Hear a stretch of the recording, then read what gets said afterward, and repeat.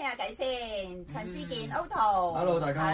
咁啊，點解？但係咧都要叫你再講下自己個名啊，因為我識你嗰時你叫陳志健。係，我識你都係。Otto。咁啊，但係而家你叫做？我叫陳俊安啊，大家好，而家係啦，個名。咁啊，改咗呢個名之後咧，你個事業發展亦都順暢咗好多。係啊，冇咁 QK 啊，我見到你個名。好啊，聽到名。好啦，咁啊，對於 Otto 咧，我認識佢嘅時候咧，其實就係即係都唔知若干年前啦咁。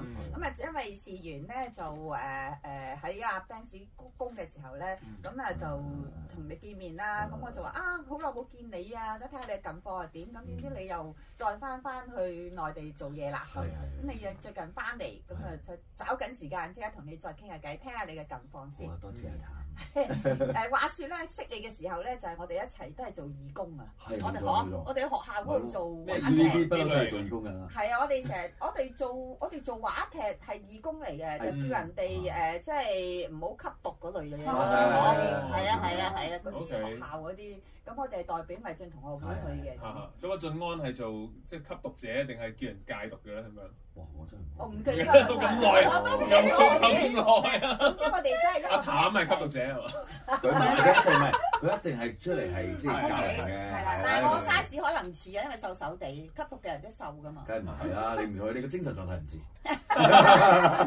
好啦，咁啊，其實咧認識 Otto 咧，咁嗰陣時我俾我嘅印象咧就係佢又唔係好多講嘢嘅，咁但係咧佢又好主動嘅，即係你諗到嗰種情景係點啊？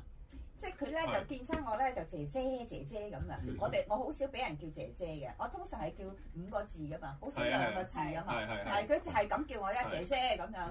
咁嗰陣時，但係佢又明咧有個大人嚟嘅喎，係咁成日叫我做姐姐。但係如果你叫譚玉英姐姐，好似你係一個名係咁樣樣嘅，但係唔係，佢叫我就咁姐姐啫。咁我就好似咧就係你嘅家姐嗰類咁啊，即係嗰啲係咁樣。咁就關係，所以今次我都要做上嚟啦。不過我識阿 Otto 都係，即係佢都係唔多講嘢，咁但係咧佢又係俾我感覺係好有恒心啦，即係無論佢健身啊，或者對呢個佢工作上嘅追求啊，都係即係好貫徹嘅，即係成件事。你係咪都係一個咁即係一個咁樣嘅人嚟嘅咧？係啊，即係其實我而家都保持住朝頭早5、6點鐘起身就會做1個鐘頭、2個鐘頭 gym 啦。哇！5、6點起身，點解要咁早咧？我慣咗係醒得好早㗎，我知就算幾點瞓我都係 regular 嗰個生理時鐘就係呢個時間。你好早瞓覺？我早唔早都係嗰個時間起身，好奇怪。但正常嚟講唔使做嘢，你早唔早瞓？早嘅，因為如果我喺橫店，其實唔係好多夜生活嘅，可能係11、2點，差唔多一定瞓㗎啦，係啦。即係如果有啲時間，可能你冇乜嘢搞，可能真係10點鐘就瞓覺啦。哦，有規律，好健康過你喺香港。其實係 regular，因為冇咁多朋友，或者你冇咁多其實叫夜生活，佢有嘅。但係其實喺嗰度，我自己個心態係做嘢啊嘛。係啊。咁啊做完嘢，咁咪翻屋企又睇下啲劇啊，再研究下人哋點樣演啊，自己點樣演咯。因為你俾我嗰陣時嘅感覺，就算你喺香港，你都唔係一個成日出嚟蒲嘅人嚟㗎啦。我個樣似啊嘛。係嘛？你個樣似咁啊，係幾似個樣似嘅。係啊，你個樣都有一啲似。如果你要做壞人咧，你都唔使化妝嘅。係啊，今日化咗妝，今日就好嘅。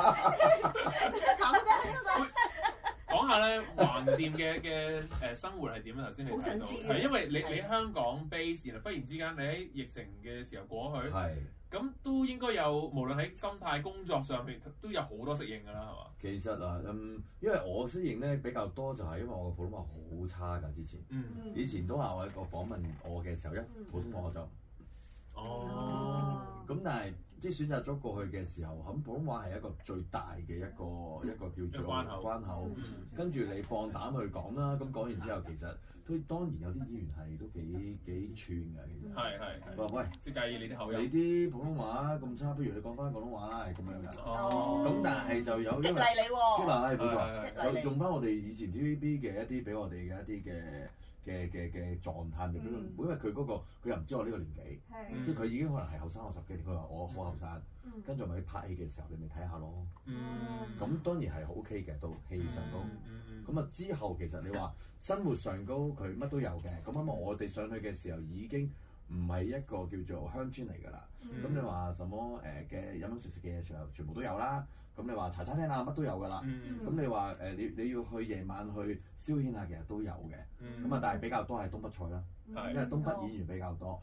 正宗嘅港餐其實都有嘅。因為佢哋多都係中國香港嘅演員啦，或者一啲嘅導演啦，係啦。咁你話好嘅，其他日料就窄啲啦。係。咁即係呢一個其實生活上嗰我，因為我自己覺得去到其實係做嘢，咁我覺得 so far OK 嘅。思鄉嗰啲就冇嘅。思鄉嗱嗰段時間未咁而家其實好方便嘅，而家打個電話，其實一個時間就説一聲同埋佢唔係好遠嘅啫。個地方其實頭先阿譚喺度問，其實嗰個地方我哋如果去一個叫義烏，大概翻嚟 around 3個鐘頭到啦，即係2個鐘頭飛機，1個鐘頭嘅車程其實就到。係啊，金華火腿嘛。即係早上我就會好熟悉呢個。我想知道咧，頭先講翻頭先開頭嘅時候，可能用普通話喺上面工作嘅時候有困難啊嘛。但我有聽過一個傳聞咧，就話喺橫店拍劇嘅話咧，有啲可能普通話麻麻地嘅朋友仔咧，會用數字去講咗個對白出嚟嘅。呢個常唔常見？呢個我就冇見過，但係我聽翻嚟嘅，即係我都係聽翻嚟，因為我都要逼住自己去講普通話。咁有啲導演好嘅。老師你可以講廣東話，但係我就逼自己要講普通話啦。咁當然話而家因為佢好流行，佢俾你講係因為佢配音啊。佢都係配嘅，大部分一定要配㗎啦。大部分都係。個口音都唔同㗎，但係因為你普通話你個口型會似啲，同埋我嘅普通話對白我係全部有標音嘅。即係雖然我標音都唔叻，但係我會標晒咯。咁你話去到而家短劇，因為短劇佢個密度好高啊。佢話有啲演員可能真係記唔到對白嘅，就可能1、2、3、4、5、6、7，甚至乎係好似粵語片年代嘅時候就後面有人喺前面講。咁樣啊！但係你個短劇係視頻手機視頻嗰個短劇啊，定係1分鐘嗰啲？即係1分鐘嗰啲直頻、豎頻，係咯，豎頻咯，係咯。係啦，都幾得意嘅，知呢啲咁啊，佢哋密度好高嘅，其實都即係同我哋以前 TVB 差唔多。但係因為佢啲對白，可能佢哋即係。可能突然之間喂，跟住過嚟做個乜話，可能係2、3日嘅，你冇時間睇劇本，係啊，所以就會衍生咗有啲咁嘅嘢啦。長劇就還好嘅，咁我哋就會比較緊張，因為如果我哋要即係真係要熟讀劇本咯，我要好早已經知道我要背半個鐘㗎嘛，咪即係半個鐘直背差唔多15日㗎要，我都係有一段對白，好簡單啊，蔣家俊導演有一套，我一上去嘅時候。我係兵族十無之首，無限奉我主上命令而嚟，9成提督亦不過時家的看門狗而已。我今日先講，我是兵族十無之首，無限奉我主上命令而來。主君提督啊，也不過是時家的看門狗而已。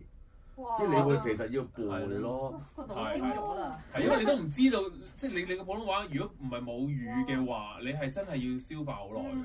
係啊，同埋你話要10幾日。你係古裝啊，大佬。古裝同埋佢嗰啲詩文唔係我哋以前睇嗰啲，即係佢嗰啲係已經完全係我哋零 concept 嘅。係啊，文言文加即係個詩文，即係嗰啲卡通片咁樣，你搞唔掂啊！所以係呢一個係一個難度。有冇冇嚇怕你啊？係咯，揾錢啊嘛。係生活啊嘛，生活啊嘛，都怕㗎其實，但係即係反正都行出咗第一步啦，咁我覺得你嘗試下，哇係咯，但係都 not bad 啦，都拍咗20個㗎啦，其實。咁好似你正話咁樣一輪嘴咁樣口若懸河咁樣講，都知道你都知道你落咗好多功夫。冇辦法啦，我哋唔可以影響呢個香港人㗎嘛，係咪？冇錯。好啊，咁啊，轉頭翻嚟咧，繼續有 Otto 陳俊安講下佢唔同嘅演藝生活啦。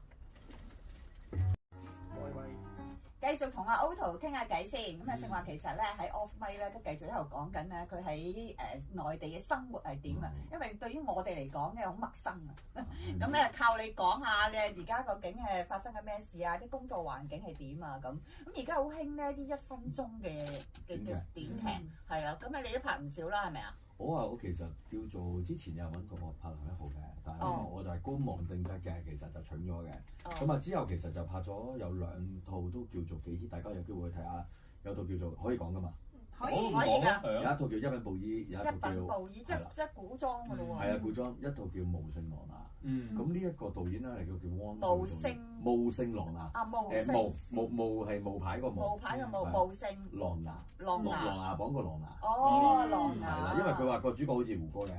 哦。但係短劇版嘅胡歌啦。都犀利嘅，都犀利嘅。咁因為佢裡面佢拍嘅嘢就係因為短劇大家都可能會覺得比較粗製濫造。咁佢嘅週期我哋拍佢呢個《一品布衣》2、3兩個 season，正常嚟講係4日到10幾日不等。佢2個 season 拍咗30日。咁所以算相對係一個大啲嘅製作。同埋佢好，因為呢個導演好蒲，知我都未見過導演佢會 briefing 臨時演員。好用心，好用心喎嚇！因為我都拍咗好多大劇，其實喺上高，即係話咦，你邊邊臨時演員？佢話係咁㗎，因為其實佢會覺得臨時演員個戲其實你話俾佢知佢做緊咩先。如果你唔話俾佢鬧佢冇意思喎。咁佢就話俾佢知，喂，其實嗰一場戲假設啦，阿 K 就殺咗我，跟住哇，我覺得佢係仇人嘅話，嗱呢條友咧，呢條友就收咗你50蚊工資嘅。哇！你諗下嗰個，即係佢哋個情緒會去到咯。同埋個導演係比較有要求。因為佢係拍大劇，跟住中劇，然後而家拍短劇，但係佢係只拍短劇，同埋佢係拍嗰幾套係央視係點樣讚佢個劇。咁啊拍到佢個劇，咁其實對自己都有得提升。係咯，其實我學到嘢㗎，我學到嘢㗎，因為短劇可能你嗰個位置上高同我哋因為佢橫屏同直屏，可能你個喐動要少啲咯，同埋其實佢同我講就因為佢直。所以就如果太大動作就出得鏡啦。係啦，所以你咁你又要再去，即係但係我哋就唔。咁點解要直嘅？電話。而家因為佢哋睇嘅習慣，佢哋習慣性係咁樣睇啦嘛，因為佢哋好少打橫嘅，咪打直咯。同埋咧喺嗰個網絡角度咧，直屏咧嗰個叫 immersive，即係嗰個沉浸式嘅體驗咧係會高啲嘅，所以就要直屏。係啊，所以就用直屏。佢哋叫豎屏啊嘛，豎起係啦，佢橫同豎。我哋用手機睇。係啊，即係大部分因為佢哋冇時間睇，咁可能個生活模式啊，喺大陸嘅人可能好忙啊，佢哋會大部分會咁樣咯。咁你使唔使去埋堆㗎？即係成日要出嚟應酬啊，識多啲人啊，咁然後跟住希望多啲工作咁樣㗎。其實又好彩喎，我喺一上去嘅時候係完全冇做過呢樣嘢，因為我係比較雜。如果係咧，係啊，我就想講咧。如果係咧，就弊家僆啦，佢就真係冇嘢做啦。佢有啲雜嘅。即係例如要去社交，即係如果假設有個 opportunity 啦，咁但係要去應酬啲，你自己係會唔會覺得好唔自然啊？唔係，咁你應酬其實都好簡單啫。即係如果我哋喺呢一度正常場合咁，咪正常傾嘢咯。但係話如果突然之間好有目的性去做嘅，我就唔得嘅。咁但係你話個正常咧，可能你係一班人去見面食下飯嘅，咁你呢啲唔去就先比較有型啦，係咪？可能去啦，咁有型啦。咁但係其他嘅我就唔會特別。佢哋演員約，即刻意就係想去有啲去 approach 啲啊點我就唔會。但係我會做一樣嘢就係，如果假設我會拍嘢嘅時候，我就好中意約周邊嘅演員，喂，我哋嗰幾場可唔可以預先去排一排練？當然約唔到主角啦，咁我係有啲嘥嘅。佢哋覺得好奇怪，因為喺大陸嘅文化唔會係咁㗎。佢覺得老師你約我，即係但係當然係約男仔啦。咁啊成班傾完之後佢好笑啊，拍完之後佢話喂，其實你好好笑。佢哋唔會咁樣，你好認真，但係佢哋係唔會。即係我哋寧願同阿淡熟啲，喂，點啊，嗰個反應嗰個反應點啊，佢，即係你哋會一個早少少去 practice 咗一啲東西，我哋有個默契。因為我自己覺得演員越熟，或者大家知道點樣演嘅時候，就會喺嗰個animation 即係裡面，其實佢好多嘅衝擊，你會好睇個鏡頭。但係佢哋就可能會比較獨立，因為好多。即係一時各自為政㗎嘛，係啊，同埋佢哋有房車㗎嘛，有啲，即係拍完呢場佢休息，佢又上咗房車啦。以前我哋喺 TVB 可能你食飯，喂，canteen你見到喂話坦白，喂，話坦白聽日我哋嗰場戲咁樣排，都會咁樣傾㗎，係啊。佢哋就呢一個文化就唔同咯。因為佢哋各自都翻返去自己嗰個位嗰個休息嘅地方。同埋佢哋唔係同一個公司咯，可能係。同埋 stand in 都唔會同你一齊去練啦，現場都唔會同你去練啊。其實拍完即刻走就你揾個人嚟借位俾你練。但係你而家好啲嘅呢件事。但係你主動咁樣邀請佢哋咧，佢哋覺得你怪啫，但係都應承喎。應承因為我老嘛。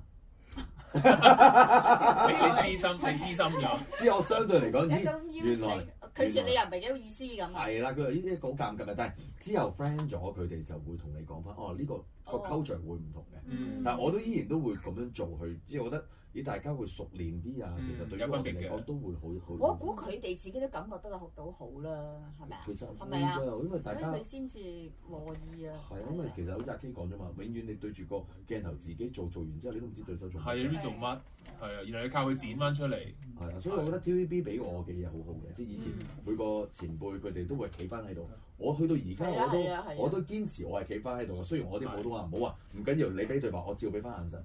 如果你唔想要我咧對白嘅唔緊要，但係要我俾嘅我會俾。好好咁樣，你呢一個態度。冇啊！我哋都係被訓練出嚟係咁樣。我哋唔可以即係呢個係我哋唔好忘本嘅。因為有陣時你自己咁啦，你對翻人哋咧都擺翻喺度，你自己都得益㗎。其實係。係咪啊？同埋睇多啲又有幫助，係啊。係啊。呢個我覺得係必須。我真係學到好多嘢，同埋睇到佢成個嗰個態度啊係點樣。轉頭翻嚟叫做有 Otto 啊，同你傾下偈。